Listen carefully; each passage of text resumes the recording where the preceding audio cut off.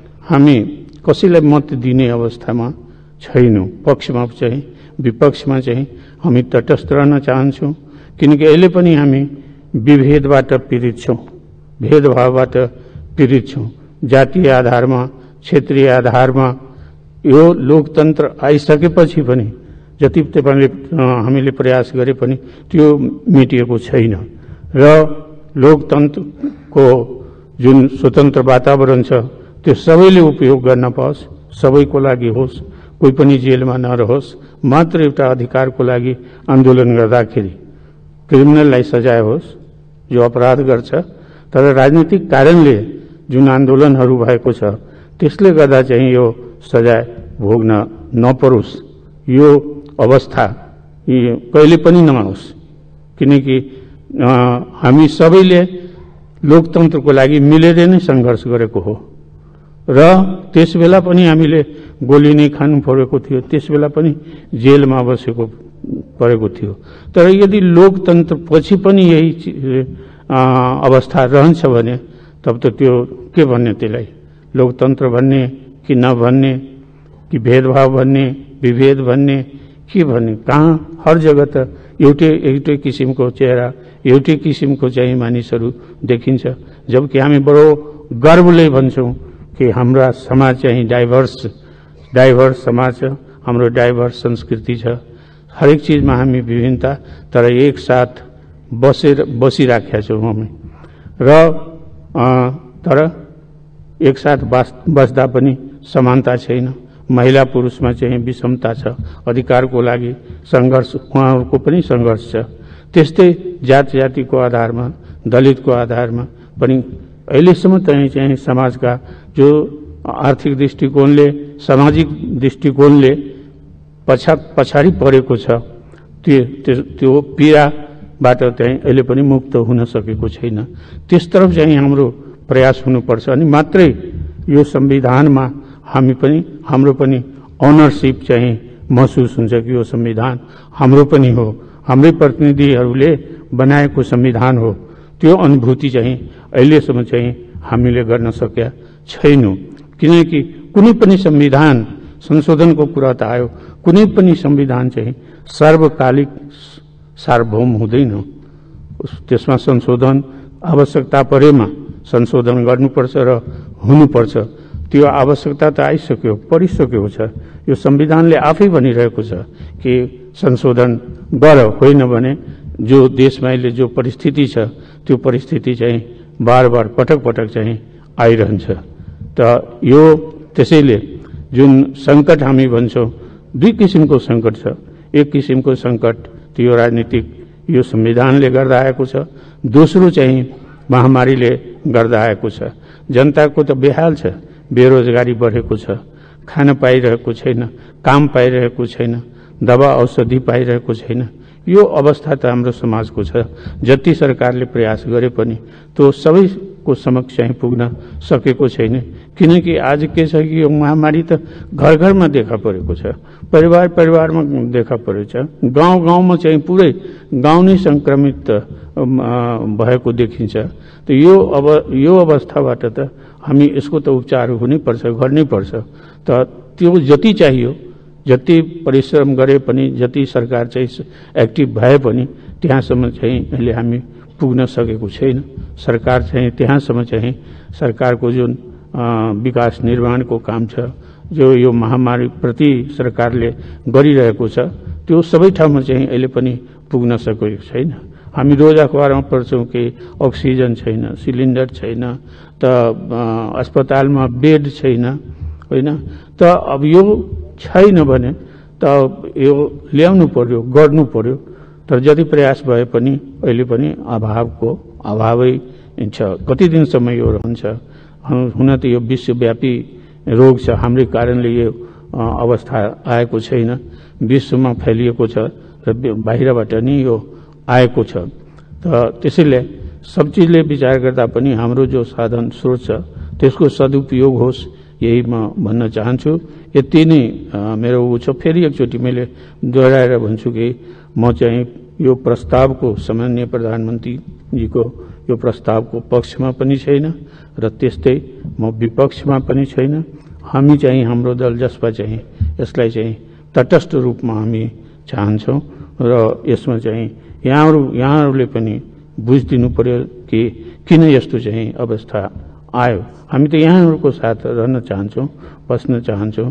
तपाईहरु सबैको सद्भाव मैले चाहिँ पाएको हो, नपाएको होइन, तर अवस्था यो जुन अवस्था हाम्रो सामने विद्यमान छ त्यसले गर्दा चाहिँ हामी तटस्थ रहन चाहन्छौँ। हामी कसैलाई चाहिँ कुनै पक्षमा मत दिने अवस्थामा हाम्रो छैन। धन्यवाद। बाट पीडित सबैलाई स्वास्थ्य लाभको कामना गर्दछु तथा यो महामारीले जुन ज्यान गमाएका छन् तिनीहरूप्रति श्रद्धाञ्जली र उनको परिवारप्रति हार्दिक गहिरो संवेदना छ मेरो। अब जहाँसम्म यो प्रस्तावको पक्ष छ त म के निवेदन गर्न चाहन्छु भने यो प्रस्तावको पक्षमा पनि छैन, त्यस्तै यो प्रस्तावको विपक्षमा पनि म छैन। किनकि हामीहरू आफूलाई पनि राजनीतिक दृष्टिले लोकतन्त्र आइसकेपछि पनि पीडित अवस्थामा छौं। हाम्रा साथीहरू जेलमा छन्, हाम्रा सांसद जेलमा छन्। रेशम चौधरीलाई त हामी यहाँ हेर्न चाहन्छौँ, तर उहाँ त जेलमा हुनुहुन्छ। त्यस्तै प्रदेशका मन्त्रीहरू पनि, हाम्रा मन्त्रीहरू पनि तारिखमा छन्। हाम्रा धेरै मेयरहरू तारिखमा बसेका छन् र सैकड़ों कार्यकर्ताहरू अझै पनि मुद्दा, विभिन्न किसिमका मुद्दाहरू खेपिरहेका छन्। किन? यो संविधानले गर्दा। अहिलेको जुन अवस्था हामी हेर्छौं त्यो संविधानको त्रुटिले गर्दा नै हो। यदि हामी जुन आन्दोलन गरेका थियौं, लोकतान्त्रिक मधेसी मोर्चाले जुन आन्दोलन गरेको थियो संविधानमा संशोधनको लागि, यदि त्यसबेला हाम्रो कुरा सुनिएको भए त सायद आज जुन स्थिति छ संविधानप्रति र संविधानले गर्दा त्यो आउने थिएन। हुन त प्रधानमन्त्रीलाई मजबुत बनाउनु, मैले सुने यहाँ प्रधानमन्त्रीजीलाई मजबुत बनाउनको लागि सरकार चाहिँ पूरा समय काम गरोस् भन्नको लागि संविधान बनाइयो, 76 धारा बनाइयो। तर त्यो धाराले त अहिले के देखाइरहेको छ कि संविधान प्रधानमन्त्री त त्यो धाराले त मजबुत बनाएको छैन, त्यो धारालाई त प्रधानमन्त्रीलाई कमजोर बनाइदिएको छ। यदि 2 वर्षभित्रै प्रधानमन्त्रीजी कुनै अल्पमतमा पर्नुहुन्छ भने के अवस्था होला? त्यस्तो अवस्थामा 2 वर्षसम्म त अविश्वासको प्रस्ताव पनि ल्याउन सक्दैन उनको विरुद्धमा। तर यदि अल्पमतमा पर्यो भने के बजेट बनाउन सकिन्छ त? कसरी देश चल्छ त? र त्यस्तो गम्भीर त्रुटिहरू यो संविधानमा देखा परिरहेको छ र हामीले संविधान संशोधनको माग अहिले पनि गरिराखेका छौं। हामी हाम्रो जुन मुद्दाहरू छ, म प्रधानमन्त्री प्रति आभार पनि प्रकट गर्छु, धन्यवाद दिन पनि चाहन्छु र सरकारलाई पनि र अन्य नेपाली कांग्रेसका नेता शेरबहादुरजी, अध्यक्ष शेरबहादुरजी तथा प्रचण्डजीलाई पनि म धन्यवाद दिन चाहन्छु कि उहाँहरू हाम्रो मुद्दालाई मान्नुहुन्छ, हाम्रो पीडालाई सुन्नुहुन्छ, तर उपचार चाहिँ भइरहेको छैन।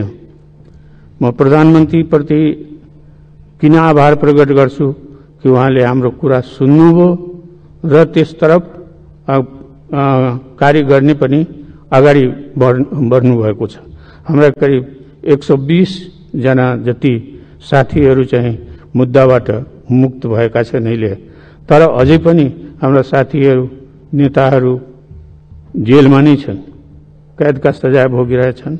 तारिखमा छन् र लुकीछिपी बस्ने अवस्था अहिले पनि छँदैछ र त्यसको पनि निराकरण होस् भन्ने चाहिँ हामी चाहन्छौँ, हाम्रो दल चाहन्छौँ। त्यसैले यो अवस्थामा चाहिँ सम्माननीय सभामुखज्यू, भक्तपुर अस्पतालमा कोभिड-19 को पीसीआर परीक्षण रोकिँदा संक्रमण बढ्दो छ। देशभरि संक्रमितहरूको सुस्वास्थ्यको कामना गर्न चाहन्छु। मृतकका परिवारजनप्रति समवेदना व्यक्त गर्न चाहन्छु।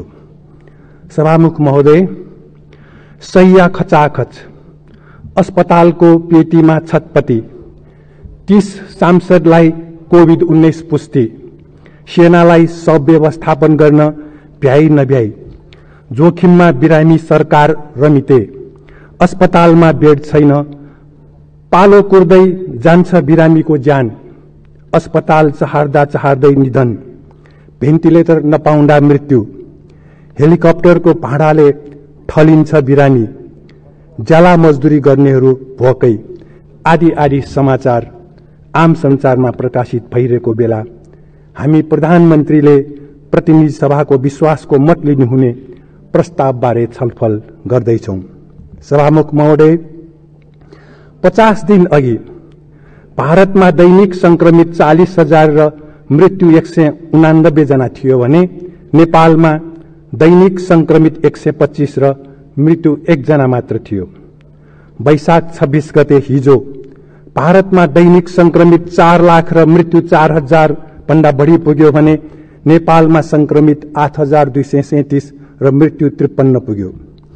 50 दिन अघि भारतका केही शहर गुजरात, मध्य प्रदेश, महाराष्ट्र लगायतमा संक्रमणको दोस्रो लहर तीव्र रूपले फैलिन थालेको र ती ठाउँमा लकडाउन भई त्यहाँबाट नेपालीहरू नेपाल फर्किरहँदा भारतसँगको खुल्ला सीमामा क्वारेन्टिन र परीक्षणको प्रभावकारी व्यवस्था गर्न नेपाल मजदुर किसान पार्टीले सरकारको ध्यानाकर्षण गराएको थियो, तर भएन। त्यसबेला अहिलेसम्म मन्त्री भएका शासक पार्टीका नेताहरू आरोप प्रत्यारोपमा थिए। एक माननीयले अर्को माननीयलाई भन्नुभयो 25 वर्षदेखि विदेशीबाट पालिएका पात्र हुन्। अर्को माननीयको जवाफ थियो पहिलो माननीयलाई नाभि विदेशीसँग जोडिएको छ। 10 वर्षको सशस्त्र द्वन्द्वको बेला जेलवाला तेलले जुल्फी कोरेर दिल्ली बसेका थिए। तेस्रो माननीयको प्रश्न थियो हामीलाई गिरफ्तार गर्ने योजना बनाउने को हुन्, ज्ञानेन्द्रको साटो लियौं, आदि आदि। सभामुख महोदय, हिजो आज चर्चा चल्यो दिल्लीमा रहेर नेपाल र भुटान हेर्ने रका सेकेन्ड म्यान धीरज मुखिया केही दिनदेखि काठमाडौँमा छन्। त्यस्तै 30 जना प्रतिनिधि सभा सदस्यले राजीनामा दिने र फेरि नदिने समाचार प्रकाशित भयो। यसबीचमा नेपाली कांग्रेसले 2 पटक वैकल्पिक सरकारको नेतृत्व गर्ने निर्णय गर्यो। सभामुख महोदय, खुला सीमा बन्द नगरिएसम्म नेपालको नागरिकता समस्या समाधान हुने स्थिति नभएको विज्ञहरूको मत छ। सरकारले नेपालीलाई शिक्षा स्वास्थ्य निशुल्क गर्ने, स्वदेशमा रोजगारी दिने, समाजवाद उन्मुख अर्थतन्त्रको निम्ति उत्पादनका मुख्य साधन र सेवा सामाजिकीकरण गर्ने कुनै नीति र कार्यक्रम बनाएको छैन। कोभिड-19 रोकथाम गर्न खुल्ला सीमा नाकामा क्वारेन्टिन र परीक्षणको प्रभावकारी व्यवस्था गरेन। जिल्ला जिल्लाका अस्पतालहरूको बन्दोबस्त नहुँदा र योग्य छात्र छात्राहरूलाई क्युबामा जस्तै अन्य विषय सरह डाक्टर विषय पढ्ने सजिलो व्यवस्था नभएकोले संक्रमणको यो भयावह स्थिति बेहोर्नु परेको हो। सभामुख महोदय, वैकल्पिक सरकारको प्रस्ताव गरेका नेपाली कांग्रेस र माओवादीले पनि यस्तो कुनै कार्यसूची सार्वजनिक गरेको छैन। नेपाली भूमि लिम्पियाधुरा समेटेर नक्सा बन्यो, तर प्रमुख प्रतिपक्षमा रहेका पार्टी समेत कालापानीमा रहेका विदेशी सेना हटाउने र लिम्पियाधुरा स्थित राजनीतिक र प्रशासनिक लिम्पियाधुरासम्म राजनीतिक र प्रशासनिक उपस्थिति गराउने प्रतिबद्धता नदेखिँदा नेपाली भूमि डुब्ने गरी भारत सरकारले बनाएका बाँध र तटबन्ध भत्काउने प्रतिबद्धता नहुँदा भारतले नेपाली भूमिमा बनाएको सडक र त्यसको उद्घाटनको विरोध सशक्त रूपले नहुँदा नेपाली जनतालाई अहिले सार्वभौमिकता नै गुम्ने हो कि भन्ने चिन्ता छ। संवैधानिक परिषद भनेको सत्ता र प्रमुख प्रतिपक्षको भागबण्डाको थल्लो होइन। सभामुख महोदय, हिन्द प्रशान्त क्षेत्रमा अमेरिकी सैन्य गठबन्धन एमसीसी सम्झौता खारेज गर्ने प्रतिबद्धता पनि यहाँ आएको छैन। सबै उमेर समूहका नेपालीलाई कोभिड-19 रोकथाम खोप दिने प्रतिबद्धता पनि आएको छैन। विदेशीको दबावमा भएको खोप निषेधाज्ञाको न्यूमा रोक लगाई मिति लगाउने काम गरिँदैछ। खोप भण्डारमा राख्ने होइन, जनतालाई दिनु आवश्यक छ। खोप र स्वास्थ्य सामग्री खरिदमा भएको भ्रष्टाचार र कमिसन बारे छानबिन गरी दोषीलाई कारवाही गर्ने प्रतिबद्धता पनि आएको छैन। यसबारे प्रमुख प्रतिपक्ष पार्टीले पनि सशक्त भूमिकामा जुन खेल्नुपर्ने हो त्यो खेलेको देखिएन। सरकारले निर्धारण गरेको मजदुरको न्यूनतम पारिश्रमिक व्यवहारमा कार्यान्वयन भएन। कोभिड-19 रोकथाम बारे चीनको अनुभव लिने काम भएको छैन। सभामुख महोदय, वर्तमान यो राजनीतिक अन्योलले विदेशीको भरमा सिद्धान्तहीन संयुक्त निर्वाचन मोर्चा, सिद्धान्तहीन संयुक्त सरकार र सिद्धान्तहीन पार्टी एकता गर्न नहुने पुष्टि गर्छ र यो राजनीतिक अन्यल हटाउन जनताको ताजा जनादेश लिनु अथवा निर्वाचनमा जानु नै प्रजातान्त्रिक बाटो हो। धन्यवाद।